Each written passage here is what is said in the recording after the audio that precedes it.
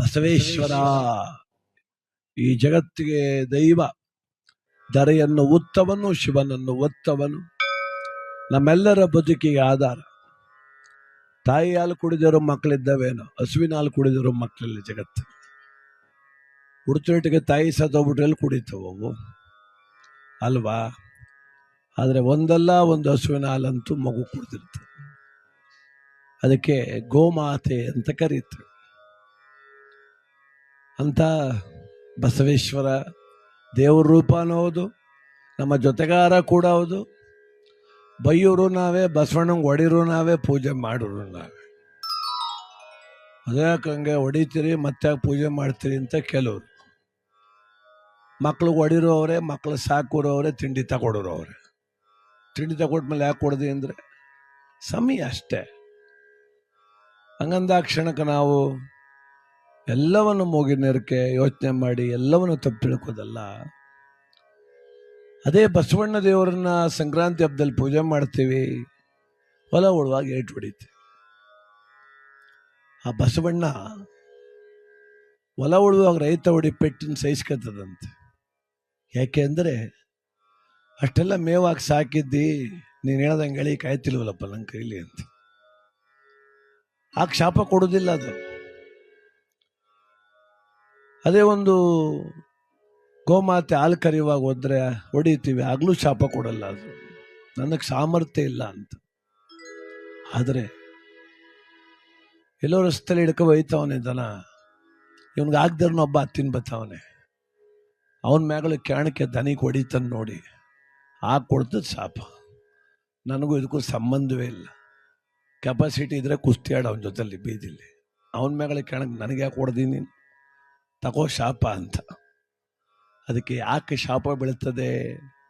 ಹೊಡೆದಾಗ ಬೆಳೆದಿರೋ ಶಾಪ ಈಗ ಯಾಕೆ ಬೆಳೀತು ಅಂದ್ರೆ ಅದ್ರದ್ದು ತಪ್ಪು ಸಹಿಸ್ಕೊಂಥದ್ದು. ಅದಕ್ಕೆ ನಾವು ಯಾರ್ದೋ ಮಗಳ ತಪ್ಪಿಗೆ ದನಿಗೆ ಹೊಡಿದು, ನಾಯಿಗೆ ಹೊಡಿದು, ಕೊತ್ತಿಗೆ ಹೊಡಿದು, ಯಾರ ಮೇಲೂ ಕ್ಯಾಣ ಆಡೋದು. ನನಗೆ ಭಾಳ ಬೇಸರ ಏನು ಗೊತ್ತಾ? ತಿಥಿ ಮನೆ ತಾವು ಕ್ಯಾಣ ಕೋಪ ಕೆಲವ್ರಿಗೆ. ಎಲ್ಲ ಆಯ್ತ ತಿಥಿ, ಸುಮ್ಮನೆ ಇರ್ಬೇಕಷ್ಟೆ. ನಾನು ಇಲ್ಲದೇ ರಾಯ್ತಿತ್ತ ಇವತ್ತು ಅಂತ ಕುಣಿದಾಡೋದು, ನೆಗದಾಡೋದು, ಸಾಮ್ಯಾನ್ದವ್ರು ಬೈದು, ಭಟ್ರು ಬೈದು, ಹರಿಕತರು ಬೈದು, ನಾನಿಲ್ಲ ಅಂದರೆ ತಿಥಿಯೇ ಇಲ್ಲ ಅಂತ ಹೋಗೆಲ್ಲ ಮನೆ ಕಬಿಟ್ಟು ರಗ್ಗೋಸ್ಕೊಂಡು ಓಡೇಬಿಡು ಮತ್ತೆ ತಿಥಿ ನಿಂತೋತದೆ. ಅದು ಯಾಕೆ ಹಂಗೆ ಆಡ್ಬೇಕ್ರಿ? ಇದು ಶ್ರಾದ್ದ, ಇದು ಶ್ರಾದ್ದ. ಶ್ರದ್ಧೆಯಿಂದ ಪ್ರೀತಿಯಿಂದ ಮಾಡಬೇಕು, ಕ್ಯಾಣಾಡ್ಕ ಮಾಡೋ ಅವಶ್ಯಕತೆ ಇಲ್ಲ. ತಾಯಿ ಚಂದ್ರಮ್ಮನ ಆತ್ಮ ನಮ್ಮನ್ನು ನೋಡ್ತದೆ. ಪ್ರೀತಿಯಿಂದ ನನ್ನ ಕರ್ತವ್ಯ ನಾವು ಮಾಡ್ತಾ ಹೋಗ್ಬೇಕು. ಮತ್ತಿವತ್ತು ಇಲ್ಲಿ ಏನೇನು ಮಾಡಿದಾರೋ, ಒಂದಷ್ಟು ಅಡುಗೆ, ಒಂದಷ್ಟು ಪೂಜೆ, ಇಷ್ಟೆಲ್ಲ ವ್ಯವಸ್ಥೆ ಯಾಕೆ ಮಾಡೋರು ಗೊತ್ತಾ? ಅವ್ರ ಮಕ್ಕಳು ಮನ್ಸಿಗೆ ಅನ್ಸೋದು ಹಿಂಗೆಲ್ಲ ಮಾಡ್ಬೇಕು ನಮ್ಮ ತಾಯಿಗೋಸ್ಕರ ಅಂತ. ಇದರೆಡಲ್ಲಿ ಮೂಗು ತೋರಿಸೋ ಕೆಲಸ ಮಾಡಬಾರ್ದು. ಯಾಕೆ ಹಿಂಗೆಲ್ಲ ಮಾಡೋಕೆ ಹೋದ್ರಿ, ಅದ್ಯಾಕೆ ಅದು ಮಾಡೋಕೆ ಹೋದ್ರಿ? ಅದು ಸ್ವಇಚ್ಛೆ. ನನ್ನ ಮನೇಲಿ ಏನು ಬೇಕಾದ್ ನಾ ಮಾಡೋಕ್ಕೆ, ತಿಥಿಲ್ ಮಾತ್ರ ಅದು ಅವ್ರ ಇಚ್ಛೆ. ಅವ್ರ ತಾಯಿ ಮನ್ಸು ಕೊಟ್ಟಂಗೆ ಅವ್ರು ಮಾಡ್ತಾ ಹೋಗ್ತಾರೆ. ನಮ್ಮ ಕೆಲಸ ಸಹಕರಿಸೋದು. ಏನು ಮಾಡ್ಬೇಕವ ಮಾಡಿಕೊಡ್ತೀನಿ, ಇದು ಮಾಡ್ಬೇಕಾ ಮಾಡ್ತೀನಿ. ಯಾಕೆ ಮಾತೇಳ್ತೀನಿ ಅಂದರೆ, 11 ದಿವಸದಿಂದ ನಮ್ಮ ತಾಯಿ ಇಲ್ಲೆಲ್ಲೋ ಇದ್ದಾರೇನೋ ಅಂತ ಅವ್ರಿಗೆ ಅನ್ಸುತ್ತೆ. ನಾಳೆಯಿಂದ ಅನ್ಸಲ್ಲ, ಅದು ಇವತ್ತು ಅನ್ಸುತ್ತೆ, ಅವತ್ತಿಂದ ಇವತ್ತಿನ ತನಕ ಅನ್ಸುತ್ತೆ. ಅದಕ್ಕೆ ನಾವೇನು ಮಾಡೋದು ಅಂದರೆ, ಶ್ರದ್ಧೆಯಿಂದ, ಮೌನವಾಗಿ, ಪ್ರೀತಿಯಿಂದ, ತಾಳ್ಮೆಯಿಂದ ಇವತ್ತು ಆ ತಾಯಿ ಅವ್ರನ್ನ ವಿನೀತ ಭಾವದಿಂದ ಕಳಿಸ್ಕೊಡ್ಬೇಕು. ಇದೊಂಥರ ಬೀಳ್ಕೊಡುಗೆ ಸಮಾರಂಭ ಈ ಲೋಕದಿಂದ. ಯಾರೇನು ಶಾಶ್ವತ ಅಲ್ಲ ಇಲ್ಲಿ. ನಾನು ತುಂಬ ಒಳ್ಳೇದು ಮಾಡ್ತೀನಲ್ವಾ, ನನಗೆ ಯಾಕೆ ಸಾವು ಬಂದದ್ದು, ನಾ ಧರ್ಮ ಮಾಡ್ಬಿಟ್ಟಿವ್ನಲ್ಲ, ನನಗೆ ಯಾಕೆ ರೋಗ ಬಂದದ್ದು ಅಂತೆಲ್ಲ ಅನ್ಕೋದು ಬೇಡ. ಧರ್ಮಕ್ಕೂ, ರೋಗಕ್ಕೂ, ಒಳ್ಳೆತನಕ್ಕೂ, ಸಾವುಗೂ ಸಂಬಂಧವೇ ಇಲ್ಲ. ಒಳ್ಳೆಯರಾದರೂ ಸಾಯೋದೆ, ಕೆಟ್ಟವರಾದರೂ ಸಾಯೋದೆ. ಆದರೆ ಸಾವಿಗೊಂದು ಘನತೆ ಅಂತದೆ. ಬಸವ ಬಾರಯ್ಯ ಬಸವ, ಕಲ್ಯಾಣದಯ್ಯ ಬಸವ, ದಾಳಿಂಬದ ಬಸವ ಬಾರಯ್ಯ ಬಸವ, ಬಾಬಾರೋ ಮನೆ ದೇವ. ಬಸವ ಬಾರಯ್ಯ ಬಸವ, ಬಸವ ಬಾರಯ್ಯ ಬಸವ, ಕಲ್ಯಾಣದಯ್ಯ ಬಸವ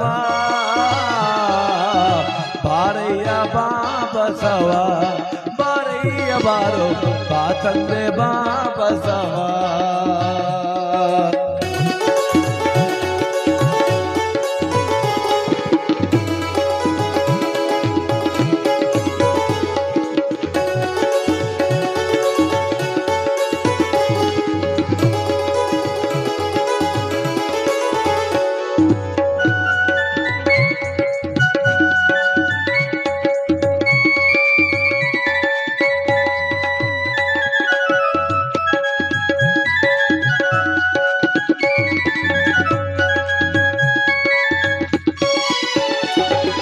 ಚಾಮುಂಡಿ ಬೆಟ್ಟದಲ್ಲೂ ಬಸವ ನಿನ್ನೆತ್ತಿದ್ರಿ ನಿಲ್ಲಿಸವರಲ್ಲೋ ಬಸವ ಚಾಮುಂಡಿ ಬೆಟ್ಟದಲ್ಲೂ ಬಸವ ನಿನ್ನ ತಿದ್ದಿ ನಿಲ್ಲಿಸವರಲ್ಲೋ ಬಸವ ಬಾ ಬಸವ ಬಾರಯ್ಯ ಬಸವ ಕಲ್ಯಾಣದಯ್ಯ ಬಸವ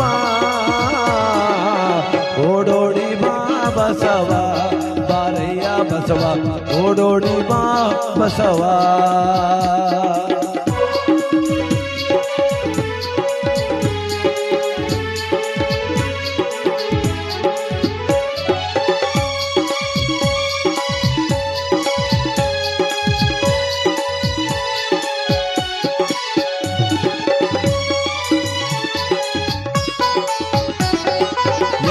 ಬೆಟ್ಟದಲ್ಲೂ ಬಸವ ನೀನು ಹೆಚ್ಚಿನವನು ಕಾಣಯ್ಯ ಬಸವ ಬೆಟ್ಟದಲ್ಲೂ ಬಸವ ನೀನು ಹೆಚ್ಚಿನವನು ಕಾಣಯ್ಯ ಬಸವ ಬಾ ಬಸವ ಬಾರಯ್ಯ ಬಸವ ಕಲ್ಯಾಣದಯ್ಯ ಬಸವ ಓಡೋಡಿ ಬಾ ಬಸವ ಬಾರಯ್ಯ ಬಸವ ಓಡೋಡಿ ಬಾ ಬಸವ